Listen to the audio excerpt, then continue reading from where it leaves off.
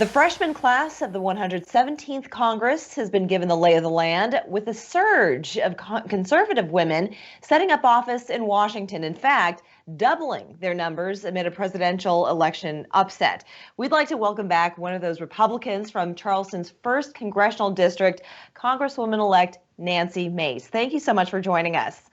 And thank you so much for having me today and helping to tell this story. It's pretty exciting. You know, a whirlwind of back and forth between your home in Charleston and Washington, D.C., I'm sure. Right. But have you had a chance to speak with your fellow congresswomen and particularly your GOP peers? Yes, I have. In fact, we just came off of 2 weeks of orientation during the last 3 weeks since the election up in D.C. And D.C. is a total ghost town, but the freshman-elect members of Congress, Republicans and Democrats, have been in D.C. the last few weeks for our orientation. And I've rubbed elbows with everybody and tried to meet as many folks as possible, all of the freshman class. Particularly Republican women. It was exciting to be a part of this class. It's the most diverse and inclusive Republican freshman class since World War II. We flipped 26 of 27 toss-up seats across the country. Were flipped by women, by African Americans, by Asian Americans, Latino Americans, combat vets, women, you name it.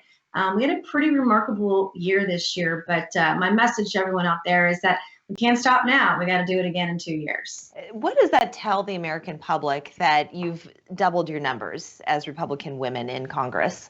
Well, we're starting to work hard and work to reflect the faces of America. And if we want to be successful as legislators in the future, as fiscal conservatives, as Republicans, then we've got to be sure that we include candidates that are running for office that really do reflect America, the rest of America. And so it's very important that we recruit qualified candidates that espouse those same values, and we'll work hard with Congress to help our country, because we have enormous needs right now all across the nation. Now, looking back, hindsight is always 2020.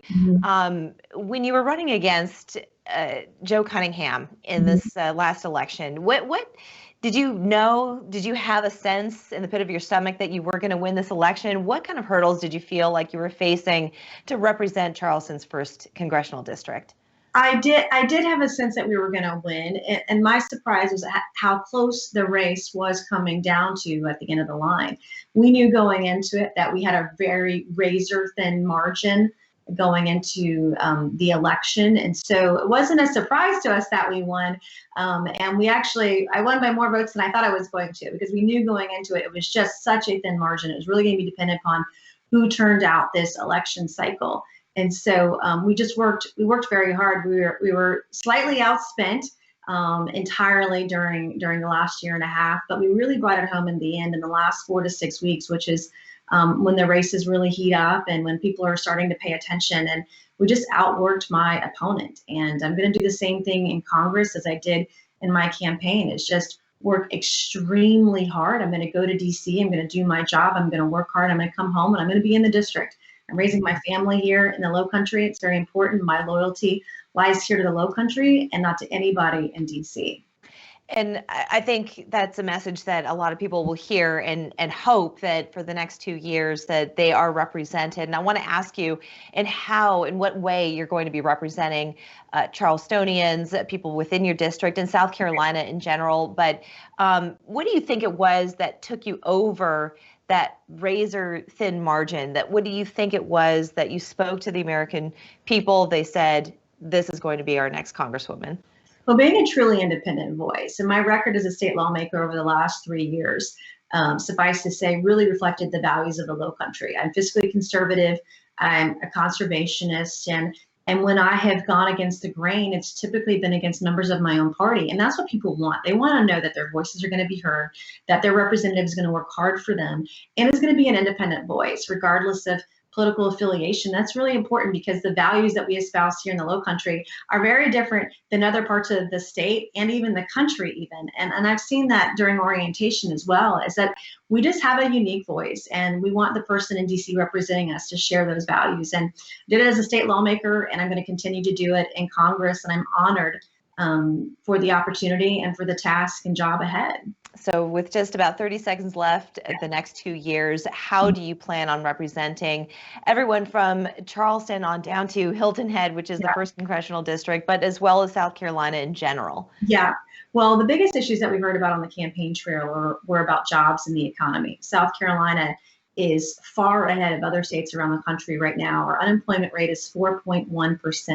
And we also learned about a few months ago, 2 months ago or so, that Boeing is going to exclusively make the Dreamliner 787 here in the Charleston market as well. And with that, all the suppliers are coming. We have a lot of opportunity, economic opportunity and job opportunities for the residents of Charleston and the rest of the Lowcountry coming into 2021, which is very exciting to be a part of. And we've got to make sure that we continue to make those inroads, that people are able to continue to go to work safely and protect themselves, because COVID-19, until we have a vaccination, is still going to be at the forefront. Healthcare is a big issue during this pandemic right now as well as infrastructure and roads and bridges. We have anywhere between 35 and 50 people a day moving to the Lowcountry. That is always going to be paramount to our future, and then environmental issues as well. And I'm working really hard behind the scenes right now, advocating and lobbying for committee assignments that will best fit the Lowcountry. And that's my next move. Once we get sworn in and get to DC, we know what committee assignments are available. That is my next goal, is to ensure that I have a seat in a place that makes sense and will represent the Lowcountry in the best way that I can. And that's happening in less than a month. So we'll be looking to your swearing in coming up in January. Congresswoman-elect Nancy Mace, I want to thank you so much for joining us today. And thank you for having me. We're back after this.